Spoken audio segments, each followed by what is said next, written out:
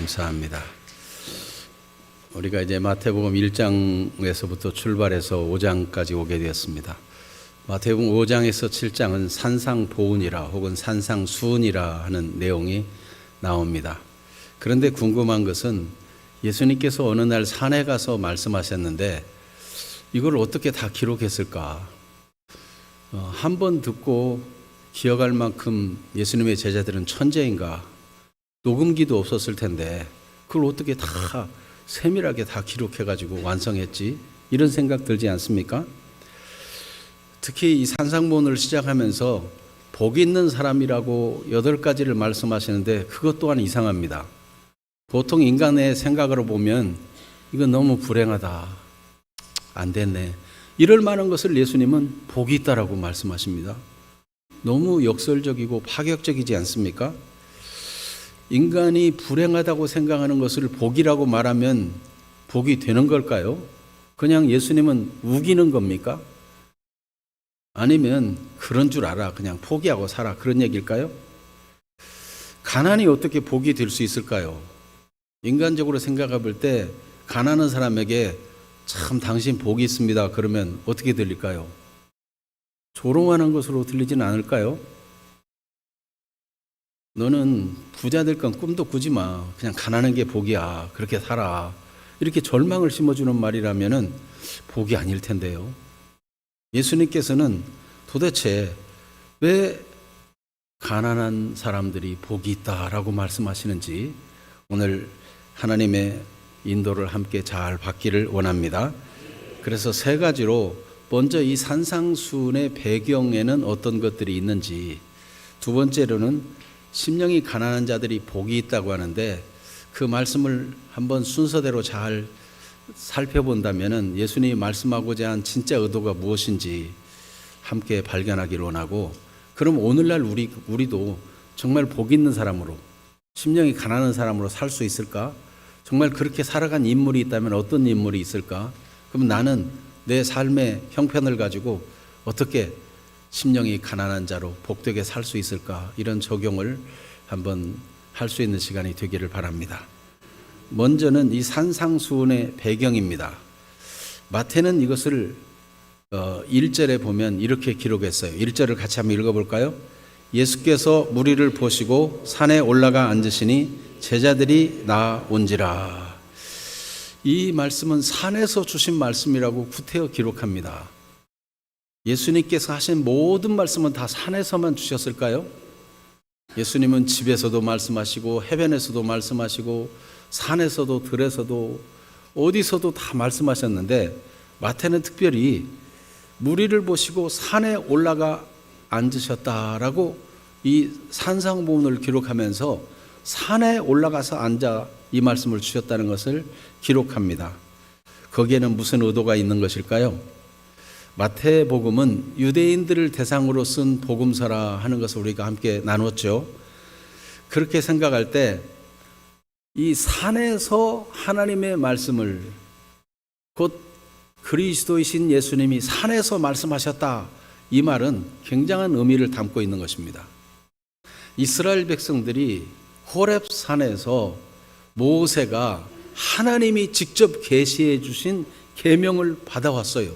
10계명 2돌비를 가져왔어요. 그거는 사람이 만든 것이 아니고 하나님이 직접 써주신 신적 권위 있는 말씀이었던 것입니다. 그런 것처럼 예수님이 지금 산에 올라가 앉으시고 그들을 가르쳤다는 것은 바로 모세가 하나님께로부터 직접 신적 계시를 받은 것처럼 인간의 몸을 입었지만 참 하나님이신 예수님께서 지금 신적인 권위로 이렇게 말씀해 주신다 하는 그런 의미가 담기도록 말씀하고 있는 거예요. 유대인들은 이런 표현을 쓰면은 산에서 올라서 말씀하셨다 그러면 이게 느껴지는 게 다른 거예요. 그리고 그 말씀을 받은 대상들을 보면은 산에 올라가 앉으시니 제자들이 나온지라 그랬어요. 그런데 그 앞에 보면 무리를 보시고, 예수께서 무리를 보시고 산에 올라가 앉으시니 제자들이 나온지라 이렇게 되어 있죠. 그러니까 무리와 제자들을 구분해서 기록하고 있는데 제자들이 나와서 그 대상은 중점적으로는 제자들을 대상으로 이 말씀을 기록했다 하는 것이 되겠습니다. 그럼 무리는 뭡니까? 무리는 우리가 4장에서 본 대로 예수님이 고치시기도 하고 말씀을 전파하시기도 하고 선포하시기도 하시는 일을 계속하실 때 예수님이 갈릴리의 가버나움에 가서 사시고 갈릴리 온 동네를 다니시며 전파하시고 사람들이 소문을 듣고 나오고 소문을 듣고 사람을 데려오기도 하고 이렇게 해서 모여든 무리들입니다. 이들도 예수님의 말씀을 들었다는 것입니다.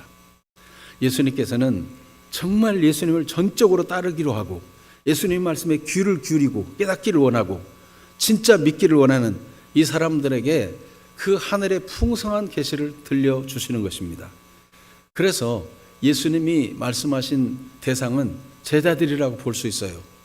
그러나 예수님은 제자를 삼는 목적이 이 제자를 삼아 아버지와 아들과 성령의 이름으로 세례를 베풀어 가지고 교회를 이루고 예루살렘과 온 유대와 사마리아 땅 끝까지 복음을 전하는 그런 일이 이루어지도록 하기 위해서 제자를 삼는 것입니다. 그러니까 예수님께서 지금 말씀을 사모하는 사람들에게 말씀하지만 그게 종착역이 아니고 더 나아가서 모든 무리들도 다 함께 예수님을 믿고 따르는 그런 사람이 되기를 원하는 마음을 가지고 이 말씀을 전해주셨다. 이렇게 해석할 수 있겠습니다. 그래서 예수님께서는 우리가 마지막 때에 하나님께서 천사들을 보내어 추수할 때 쭉정이는 모아 불에 던지고 알곡은 모아 곡간에 들이라는 말씀이 있는 것 같이 우리 한 사람 한 사람이 다 알곡과 같이 주님을 전적으로 믿고 따르고 하나님이 약속하신 복을 누려서 하나님의 살아계심을 만방에 전함으로 세상에 비치고 소금이 되도록 살기를 원하시는 것입니다. 그래서 여러분 오늘도 말씀을 들을 때 그냥 뭐 나는 무리 중에 하나 섞여서 누가 가자니까 왔고 그냥 뭐 오늘 주일이니까 왔고 그저 그렇게 듣는 게 아니라 제자들처럼 주님이 지금 하나님의 권위를 가지고 오늘 나에게 말씀하시는 그것을 내가 듣고 그 말씀을 따라야 되겠다. 이런 마음을 가지고 그런 자세를 가지고 듣는다면 무엇보다도 합당한 마음의 자세와 그런 삶의 준비라 할 것입니다. 그렇게 되기를 축복합니다. 아멘. 예수님께서 2절에 보면 입을 열어 가르쳐 이르시되 그랬는데 이 말은 신적 권위를 의미합니다. 입을 열어 가르쳤다. 또 산에 올라가 앉으셨다. 이런 표현들. 앉으셨다. 누가복음 4장에 보면 회당에서 가르칠 때 예수님이 성경을 펴서 이사야 성경을 읽습니다.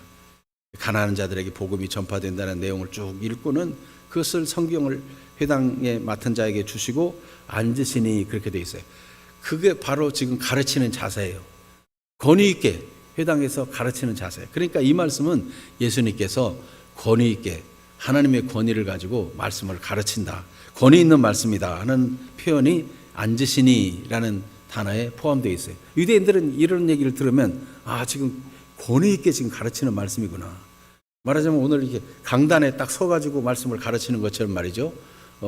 회당에서 이게 가르치는 자리에 앉아가지고 가르치는 그런 권위 있는 모습을 생각할 수 있습니다. 또한 입을 열어. 여러분 말을 하려면 입을 열어야 되는데 구태여 꼭 입을 열어라는 표현을 왜 쓸까요? 입을 안 열고 말할 수 있어요? 입을 안 열고 이렇게 하면 제대로 알아듣겠어요? 그런데 왜 구태여 다 말하려면 입을 열기 마련인데 입을 열어라고 표현할까? 이것 또한 하나님의 권위로서 정말 중요한 얘기를 하고 있다. 그런 의미인 것입니다. 그래서 하나님께서 예수 그리스도를 통해서 지금 권위 있게 말씀하신다는 것을 표현하고 있는 것인데 시편 78편 2절에도 시인이 입을 열어 가르쳤다 하는 표현을 쓰는데 이것을 마태복음 13장 35절에도 인용해서 기록하고 있습니다. 한번 읽어보겠습니다. 마태복음 13장 35절. 이는 선지자를 통하여 말씀하신 바 내가 입을 열어 비유로 말하고 창세부터 감추인 것들을 드러내리라 함을 이루려 하심이라. 그러니까 꼭 해야 될 말을 권위 있게 이 중요한 말을 지금 하신다. 그런 의미로 말할 때 입을 열어라는 표현을 쓰고 있다는 것입니다. 자, 이렇게 예수님께서 하나님으로서 권위 있게 말씀하시는데 이 내용을 2절에 보면 2절을 다시 한번 읽어볼까요? 입을 열어 가르쳐 이르시되, 이 가르쳐 이르시되 하는 이 단어가 헬라어로는 에디다스켄이라는 단어인데 이거는 동사의 시제가 뭐냐면은 이게 옛날에 가르쳤다 그런 게 아니고 이게 미완료 시제라고 해서 반복하거나 계속하는 것을 말합니다. 그러니까 이 말씀 자체가 무엇을 의미하냐면 지금 어느 날 산에 가서 한 번 말했는데 제자들이 그걸 녹음기에 녹음한 것도 아닌데 어떻게 다 기억해서 기록하느냐 이런 의문점이 생기는데 예수님은 한 번만 가르친 게 아니고 이런 말씀을 자주자주 반복해서 가르쳤다는 것입니다. 네. 바울 사도도 내가 반복해서 자주 말하는 것이 너에게는 유익하다 그런 말씀했어요. 예수님께서도 중요한 진리를 반복해서 산에서도 말씀하시고 해변에서도 말씀하시고 집에서도 말씀하시고 자주자주 말씀하시고 가르쳤어요. 그러면 이 산상보훈은 산에 올라가 가르쳤다 하는 걸 때 이런 기록은 하나님의 권위로 말씀하셨다. 모세 율법보다도 더 중요한 권위의 말씀이다 하는 의미를 담고 있음과 동시에 이 말씀은 예수님이 자주자주 계속해서 강조하신 말씀을 여기 마태가 모아놓은 것이다 하는 것입니다. 그래서 복음서의 저자 중에 누가 같은 경우는 역사적인 순서, 시간의 순서를 따라 기록하곤 했습니다. 마태는 주제별로 기록하고 이렇게 중요한 강화 중심으로 기록하고 이렇게 기록했어요. 그래서 예수님께서 지금 말씀하신 산에서도 말씀하시고 집에서도 말씀하시고 수시로 자주자주 강조해서 신적 권위로 하신 말씀들을 모아놓은 것이 바로 이 산상보훈이라 하는 것입니다. 그래서 산상보훈은 평소에 예수님이 가르치신 가르침의 모음집이다 이렇게 이해하면 되겠습니다. 이 산상수훈은 예수께서 그리스도로서 왕으로 통치하시는 하나님 나라의 영원한 법을 준 것입니다. 그래서 오늘을 살아가는 우리 기독교인의 윤리 헌장이라 볼 수 있습니다. 오늘도 우리가 어떻게 살 것이냐, 이 산상수훈대로 살아가면 하나님의 복을 받고 하나님의 백성답게 살아가는 것이다 하는 것이 이 산상수훈에 보여진 하나님의 뜻입니다. 우리가 예수 믿을 때 구원받고 하나님의 생명을 얻습니다. 믿는 자는 영생을 얻었고 심판에 이르지 아니하나니 사망에서 생명으로 옮겨졌습니다. 그런데 영생을 얻었고 구원을 받았는데 여러분은 다시는 죄도 안 짓고 다시는 눈물 흘릴 일도 없고 고통하는 일도 없습니까? 천국 요한계시록 21장에 보면은 다시는 거기는 죄도 없고 어두움도 없어요. 고통하는 것도 없고 아픈 것도 없어요. 거기는 항상 하나님의 빛으로 충만해가지고 햇볕도 쓸데없어요. 그 나라에 비하면은 지금 우리가 구원받고 영생을 얻었고 하나님 나라에 들어와 있는데 시작은 하나님 나라는 시작되었는데 아직 완성은 안 됐어요. 그러면 완성된 그날까지 어떻게 살 것이냐? 산상수훈대로 살라는 것입니다. 주님이 주신 가르침대로 살아가는 것이 하나님의 나라의 백성으로서 살아가는 것이다 하는 것을 가르치는 것입니다. 그러니까 이 산상수훈에는 예수님이 왕으로서 하나님 나라의 통치를 보여주는 규범이 바로 이 산상수훈이다 이렇게 이해하시면 되겠습니다. 이 말씀은 옛날에 2000년 전에 준 말씀으로 받는 것이 아니라 오늘 지금도 우리가 살아가야 될 하나님의 법으로 하나님의 통치 규범으로 우리가 이 질서를 따라 살아가야 된다는 것을 받아들여야 하는 것입니다. 그런데 이것은 모세도 그렇게 말했어요. 신명기 5장에 보면 이 십계명을 기록하는데 신명기 5장에 십계명이 기록되어 있거든요. 십계명을 기록하는 데 있어서 모세가 신명기 5장 3절, 2절, 3절 이쯤 되면은 이렇게 말합니다. 이 말씀은 우리 조상들에게 호렙산에서 하신 것이 아니요 오늘 여기 살아있는 우리 곧 우리에게 하신 것이라 이렇게 증언하고 있어요. 그러니까 이 말씀은 하나님의 백성이라면 계속해서 오늘을 사는 우리가 지켜야 될 규범이다 이렇게 모세가 증언하고 있는데 예수님께서도 반복해서 가르치시고 이 산상수훈을 기록에 남겨두게 하셔서 그리스도인으로서 마땅히 이렇게 살아 하나님의 복을 누리라는 말씀을 주시고 있는 것입니다. 자, 그렇다면 심령이 가난한 자들이 복이 있나니 천국이 그들의 것이며 하는 이 말씀은 어떤 의미인가? 순서대로 하자면 성경이 이 원어의 순서대로 하자면 이렇게 기록되어 있습니다. 복이 있습니다. 복이 있습니다. 이렇게 선언해요. 복을, 축복을 먼저 선언해요. 그리고 심령이 가난한 자들에게 그럼 어떤 복이 있느냐? 천국이 그들의 것이기 때문입니다. 왜 복이 있느냐? 천국이 그들의 것이기 때문입니다. 이렇게 되어 있습니다. 그래서 순서대로 보자면은 복이 있다는 선언을 해요. 복이 있습니다. 그런데 예수님의 가르침이 정말 놀라운 것은 이 바리새인이나 뭐 서기관들이나 당시에 이런 랍비들의 교훈을 듣고 있다 보면 마음이 무거워져요.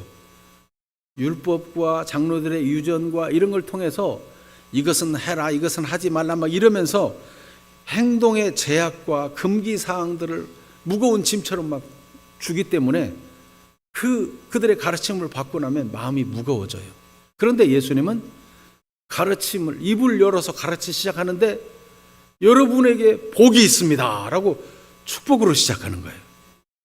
그래서 예수님은 이 복이 있다는 선언으로 시작함으로 인해서 모든 억압과 속박, 이 무거운 데서 자유롭게 하시는 주님을 기대하고 하나님이 복 주시는 것을 기대하면서 마음을 열고 예수님의 가르침에 기대하면서 듣게 만드는 그런 효과가 있는데 예수님은 그렇게 복이 있습니다 라고 선언을 시작하신 것입니다. 그런데 이것은 마태가 사실 구약 성경을 주목하고 있는 바 구약에 기록된 어떤 하나님이 축복하시는 그런 순서를 따라 하고 있어요. 그런 순서가 시편 1편에도 나와 있는데 복 있는 사람은 이렇게 시작되는데 그게 바로 어떻게 시작되느냐면 복이 있습니다 라고 하면서 어떤 사람이 복이 있는지를 얘기해 주는 게 시편 1편이에요. 시편 1편 1절에서 3절을 한번 같이 읽어볼까요? 복이 있는 사람은 악인들의 꾀를 따르지 아니하며 죄인들의 길에 서지 아니하며 오만한 자들의 자리에 앉지 아니하고 주야로 묵상하는도다. 그는 시냇가에 심은 나무가 철을 따라 열매를 맺으며 그 잎사귀가 마르지 아니함 같으니 그가 하는 모든 일이 다 형통하리로다. 복이 있는 사람들이요, 그대들은 악인들의 꾀를 따르지 아니하며 죄인들의 길에 서지 아니하며 오만한 자들의 자리에 앉지 아니하는 사람들이로다. 그럼 어떤 사람들이냐? 오직 여호와의 율법을 즐거워하여 주야로 묵상하는 도다. 복이 있는 모습이 벌써 하나님의 말씀을 주야로 묵상하고 되새기고 그걸 늘 고백하고 그걸 선언하고 선포하고 그 율법을 가지고 기도하고 이런 사람들 그 모습 자체가 벌써 복 있는 사람이라는 그런 그 삶의 그 사람의 모습을 보여주는 것입니다. 그러면 어떤 복을 받느냐 할 때 이 심령이 가난한 자는 복이 있나니 천국이 그들의 것이며 그랬죠. 여기는 어떤 복을 말해요? 그가 하는 일이 다 형통한 복. 이게 하나님께로부터 오는 복인데 마치 시냇가에 심은 나무, 관계 수로 옆에다가 나무를 심어놨어요. 그러면 그 나무는 늘 이 물이 곁에 있기 때문에 마르지 않아요. 늘 이 시냇가에 심은 나무가 철을 따라 열매를 맺으며 그 잎사귀가 마르지 아니함 같으니 그가 하는 모든 일이 다 형통하리로다. 그러니까 하나님께서 복 주시는 그 내용을 보면 하나님이 처음부터 사람에게 복을 주셨어요. 생육하고 번성하여 땅에 충만하라. 바다의 물고기며 공중에 나는 새며 땅에 움직이는 모든 생물들, 기는 것, 뛰는 것 이런 거 다 다스리라 하고 복을 주셨어요. 그 하나님의 말씀대로만 하나님의 통치를 나타내면은 사람은 모든 일이 다 형통하고 복된, 하나님과의 관계도 편하고 사람과의 관계도 늘 행복하고 어떤 일을 해도 다 일이 잘 되고 그렇게 되도록 지었어요. 그런 인간이 그만 하나님을 떠나고 마귀의 말을 듣고 하나님을 찾지 않고 이러다 보니까 인간이 진짜 행복을 놓쳐가지고 복이라 하면은 무슨 돈이나 있어야 복인 줄 알고 무슨 좀 소원 성취나 되면 복인 줄 알고 복의 개념을 너무 좁게 생각하고 있어요. 근데 하나님이 주시는 복은 만사형통해요. 모든 일이 다 잘 되는 거예요. 아무것도 거리낌이 없어요. 고칠 게 없어요. 얼마나 자유롭고 평안하고 기쁘고 행복하고 만족하고 전혀 부족함이 없는 그런 행복을 주려 하시는 것입니다. 그래서 예수님께서 복이 있도다 라고 선언할 때 하나님께서 본래 주시는 그 복을 선포하고 있는 것이고, 그런 복을 제대로 알고 누렸으면 좋겠다 하는 염원을 담고 있는 것이고, 또 그렇게 만들어 주시겠다는 의지를 가지고 복이 있도다 이렇게 선포하고 계시는 것입니다. 그러니 여러분, 얼마나 감사한 일입니까? 오늘도 하나님이 주시는 복을 기대하시기를 바랍니다. 네. 나는 어차피 망가진 인생 이 나이에 또 무슨 이런 식으로 절망하는 것은 하나님의 말씀과는 달라요. 전혀 결이 다른 거예요. 하나님께서는 하나님의 그 풍부한 복을 우리에게 넘치도록 줘가지고 그 복이 우리 삶에 나타나가지고 세상이 볼 때 저들이 어떻게 저렇게 복을 받았지? 하고 빛이 되도록, 세상에 막 썩어져가는 문제들 속에 그리스도인들이 들어가면 변화가 나타나도록 그렇게 복된 존재로, 빛된 존재로, 소금과 같은 존재로 삼기를 원하시는 것이 하나님의 뜻이고 우리 예수님이 원하시는 바인 것입니다. 그런 은혜를 사모하는 분들이 되기를 축복합니다. 그러면 도대체 이 복이 있다는 사람이 어떤 사람인가? 심령이 가난한 자들에게 복이 있다라고 선언합니다. 그런데 이 심령이 가난하다, 심령, 이걸 마음이라고도 번역할 수도 있고 영이라고도 번역할 수 있는 단어인데 특별히 마음을 나타내는 단어들은 여러 가지가 있어요. 그 중에서 여기 원어로 보면 푸뉴마라는 단어를 썼는데 이것은 성령을 말할 때도 쓰는 단어예요. 영. 그런데 이 단어를 쓴 것은, 이 단어는 단순히 마음의 어떤 한 일부라든지, 마음에서도 감정적인 부분이라든지 지식적인 부분, 의지적인 부분 이런 거 있는데 그런 일부분만 말하는 것이 아니고 푸뉴마라는 단어를 써가지고 전인격적인 것을 나타내고자 의도적으로 이렇게 심령이 가난한 자는 복이 있다라고 할 때 그 단어를 썼다는 겁니다. 자, 그러니까 보다 인간의 내면적이고 본질적인 면, 그것을 가르치는 것이 심령이라는 거예요. 그러니까 다른 말로 하면 그 사람 자체예요. 그 사람 자체. 그 사람의 마음 상태, 그 사람의 생각하는 거, 그 사람이 뜻을 품는 거, 이런 것들, 그 사람의 인격 자체죠.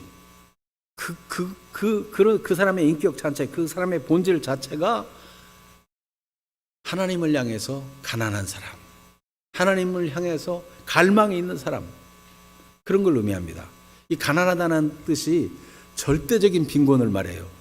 가난하다는 뜻의 다른 단어도 성경에 나타납니다. 고린도후서 9장 9절 같은데 가난한 자를 동정하는 그런 내용이 나오는데, 그냥 조금 뭐가 좀 부족해서 가난한 그 정도가 아니고 완전히 빈털터리, 깡거지, 완전히 그냥 절대적으로 도움이 없으면 살 수 없는 그런 존재, 그런 걸 나타내는 단어를 쓰고 있어요. 그러니까 이 사람의 본질이 보니까 하나님 앞에 너무 가난하고 처절하게 궁핍하고 너무 모자라가지고 하나님의 도움이 없으면 살 수 없는 그런 존재, 그런 존재가 오히려 복이 있다는 겁니다. 복이 있다는 거예요. 그러면 하나님은 우리가 완전히 거지같이 살면 복이 있다는 그런 뜻일까요? 우리의 본질적인 상태가 하나님 앞에 깊이 깊이 자기를 살펴보니 하나님, 나는 너무 형편없습니다. 어찌하면 좋습니까? 하나님을 생각하면은 하나님의 은혜가 아니면 살 수 없는 그런 존재인 것을 발견하는 것, 이게 심령이 가난한 거예요. 네. 그래서 예를 들면 구약시대에 노아가 있는데, 노아는 그 시대의 사람들이 먹고 마시고 시집가고 장가가고 사고 팔고 막 다 행복하다고 잘 지내요. 그리고 예쁜 여자들도 많아가지고 이 당시의 사람들이 자기들이 좋아하는 모든 여자로 다 아내를 삼았어요. 아내가 막 여럿이고 자기 하고 싶은 대로 다 하고 돈도 많고 모든 일을 마음대로 할 수 있을 만큼 이 문화도 또 뭐 상황도 다 좋은 거예요. 다. 뭐 세상에 너무 세상적으로 보면 다 풍족하고 부족하고 없어요. 그런데 노아는 다른 사람이 시집가고 장가가고 사고 팔고 먹고 마시고, 그런데 그 마음, 그 인격, 그가 만족이 없어요. 평안이 없어요. 다른 사람은 그걸로 충분한데 노아는 굶주림이 있어요. 성경에 보니까 노아는 여호와께 은혜를 입었더라 그랬어요. 그래서 하나님이 뭔가 어떻게 해주지 않으면 안 되겠어. 하나님 이건 아닙니다. 하나님 앞에 이건 아닙니다. 인생이 이렇게 사는 것이 아닌데 하나님이 어찌하면 좋습니까? 그때 하나님이 노아에게 은혜를 입혀가지고, 노아야, 방주를 만들어라 하고 하나님 말씀을 주니까 노아는 그게 답이 됐어요. 그 가난한 심령에 노아가 그게 답이 돼가지고 자기 온 가족들에게도 다 우리가 하나님 말씀을 따라야 된다 그래가지고 다 온 가족으로 더불어 하나님을 경외하면서 하나님이 주신 방주를 막 열심히 짓고, 그러니까 노아뿐만 아니라 노아의 가족 모두가 다 가난한 마음이 돼가지고, 절박한 마음이 돼가지고, 우리가 지금 먹고 마시고 시집가고 장가가고 사고 팔고 이럴 때가 아니라 하나님이 시키신 이 일을, 이 절대적인 일을 해야만 우리의 영혼에 참 만족이 있는 것이다. 그래가지고 그 일을 막 하잖아요. 결국은 그가 이미 방주를 짓고 있을 때부터 하나님 나라가 이루어졌고 하나님의 평안과 기쁨이 충만한 사람이 된 거예요. 모든 세상 사람이 물로 심판받고 멸망할 때 노아와 그 가족은 하나님으로 충분하다. 나 여기 다른 거 재밌는 거 없어도 된다. 하나님 방주 들어가라 하니까, 아니 방주 들어가서 답답하게 해요. 이 좁은 데서 어떻게 살아요? 그런 거 없어요. 하나님이 방주에 들어가라. 노아에게는 그게 전부예요. 그 전부. 하나님 말씀 그게 전부예요. 그냥 방주에 들어가는 거예요. 그랬더니 세상이 심판받을 때 구원을 받게 되잖아요. 여러분, 심령이 가난하다는 거는요, 그런 거예요. 예수님 한번 생각해 볼까요? 예수님은 하나님 말씀을 전하며 하나님 말씀 따라 살아왔어요. 그러나 그에게 한 가지, 십자가를 지는 일이 너무 고통스러워요. 그건 좀 면해봤으면 좋겠어요. 그 쓴 잔을 좀 안 받고 지나갔으면 좋겠어요. 그래서 하나님께 기도합니다. 아버지, 이 잔을 내게서 친하게 하옵소서. 여러분, 그런데 예수님이 마음이 평안하시겠어요? 너무 고통을 지불해야 될 대가와 희생을 생각하면 이걸 물리치고 싶은데 그 예수님의 마음에 하나님을 향한 갈망은 그게 아니에요. 그래서 그렇게 해달라고 고집하지도 못하고 주장하지도 못하고 그랬으면 좋겠는데 마음이 평안하지 않아요. 마음이 견딜 수 없어요. 아버지, 내 원대로 마옵시고 아버지의 원대로 되기를 원합니다. 결국은 예수님의 심령의 가난함은 하나님의 뜻이 전부가 되어야 말아요. 뻔히 고생이고 죽을 일이고 희생이고 비참한 일이고 모욕받고 침뱉음 당하고 뺨을 맞을 일이 그 앞에 놓여 있어요. 십자가형이 기다리고 있어요. 그러나 그 영혼은 하나님을 놓치고는 평안할 수 없고 하나님이 아니고는 만족할 수가 없어요. 그러니까 예수님이 그렇게 기도한 이후에 사람들이 모욕하고 침뱉고 네가 진짜 하나님의 아들이면 내 십자가에서 내려와 봐라 별바라별 말을 해도 이미 예수님의 상태는 천국이 이루어졌어요. 그런 거에 하나도 휘둘리지도 않고 낙심하지도 않고 원수 갖고 싶은 마음도 없어요. 아버지, 저들이 하는 것을 알지 못해서 그렇습니다. 저들의 죄를 용서해 주세요. 오히려 그렇게 기도하는 분이 되는 거 아닙니까? 심령이 가난한 자는 복이 있어요. 예수님은 자신이 선포한 대로 사셨고 그걸 맛보시고 누리셨고 그런 은혜를 우리에게 주고자 하시는 것입니다. 천국이 그들의 것이다. 이유, 왜냐하면 천국이 그들의 것이기 때문이다. 정말 하나님으로 갈망을 삼는 사람은 복이 있는 것은, 하나님의 그 풍성한 복이 삶에 임하는 것은, 언제나 하나님이 주시는 만족으로 충만하고 행복할 수 있는 것은 천국이, 하나님의 나라가 그들의 것이 되었기 때문이다. 지금 하나님이 그들을 다스리고 인도하고 계시기 때문이다.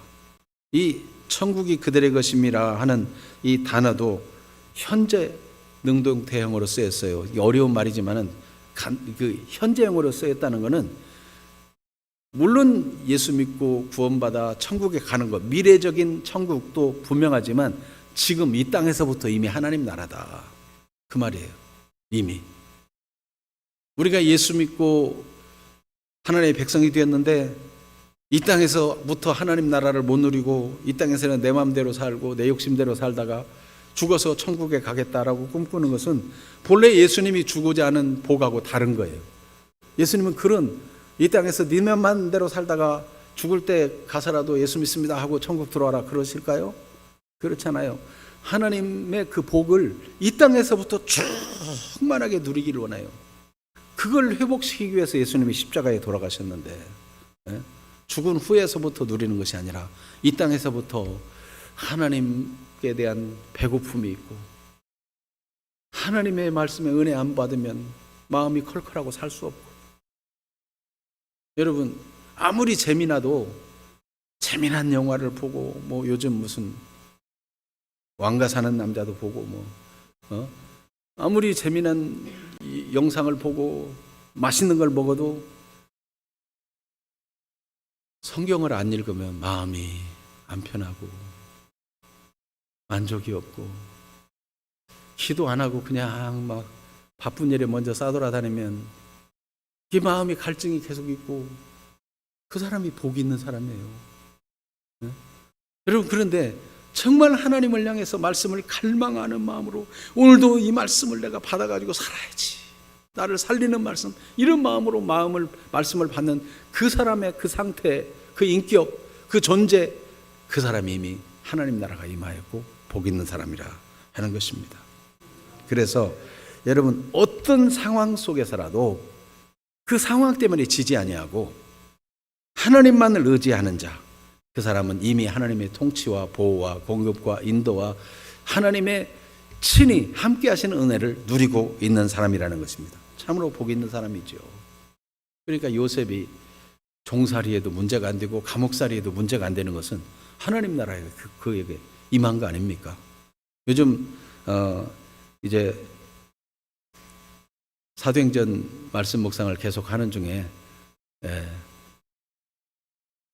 사도행전 10장을 생각해 보면 베드로야말로 진짜 그가 심령이 가난한 자라는 생각이 들었어요.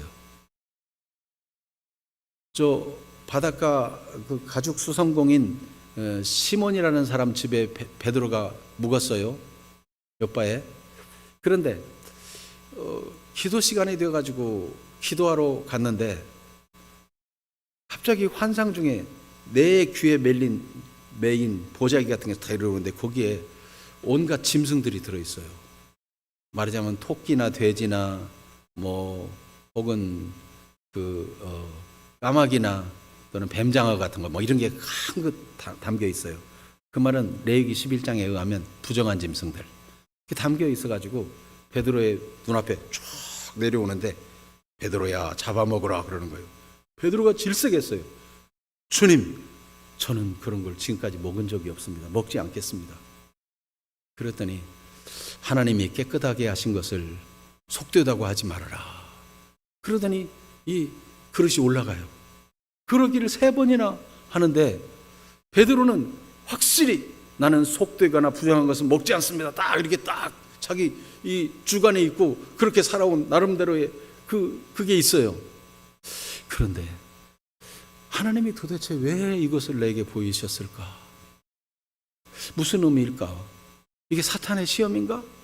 아니면 하나님이 지금 내게 뭔가를 말씀하시려고 하는 것인가? 베드로는 심령이 가난해지기 시작했어요. 하나님, 나는 도무지 알 수 없습니다. 속되거나 부정한 것을 잡아먹지 않는 것이 맞는 것 같은데 하나님은 어찌해서 내가 깨끗하게 한 것을 속되다고 하지 말라고 말씀하십니까? 의미를 알 수가 없습니다. 마음이 안타까워요. 이걸 해결하지 않고는 밥도 먹을 수 없고 이 마음이 막 가난한 자가 되었어요. 갈급한 자가 되었어요. 그런데 밖에서 문을 두드린 소리가 나요. 이 집에 베드로라고 하는 시몬이 있습니까? 라고 문 두드린 소리가 나요. 그때 성령께서 그가 그렇게 간절히 갈망하고 있었는데 내려가라. 그리고 그들을 따라가라. 이러한 깨달음이 주어지는 겁니다.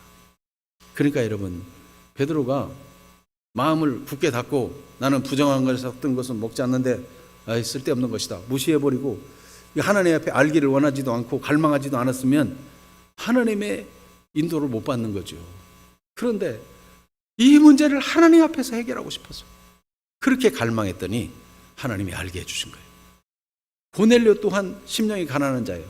고넬료의 집에 가봤더니 고넬료가 사람들을 많이 모았어요. 일가 친척들과 친구들을 다 모아놨어요. 베드로가 들어가자마자 막 절을 하는데 베드로가 깜짝 놀랐어요. 나도 사람이다. 일어나라. 베드로는 자기를 마치 이방인인 고넬료 백부장 저 군대 장관이 신처럼 경배하는 줄 알고 막 일어나라고 그랬어요. 근데 무슨 일로 불렀느냐고 물어봤더니 며칠 전에 빛난 옷을 입은 천사가 나타나가지고 저 요바의 가죽 수성공인 시몬이라는 사람 집에 베드로라고 하는 시몬이 머물러 있으니 그를 데려다가 말씀을 들으라. 그가 구원받을 말씀을 너에게 이르리라 했다는 거예요. 그래서 우리는 지금 다 하나님 앞에서 당신에게 명하신 말씀을 들으려고 기다리고 있습니다. 그러니까 고넬료는요, 지금까지 경건하여 온 집으로 더불어 하나님을 경외하며 구제하는 일과 기도하는 일이 많아가지고 내 기도와 구제가 하나님 앞에 상달한지라 그렇게 축복받은 사람이에요.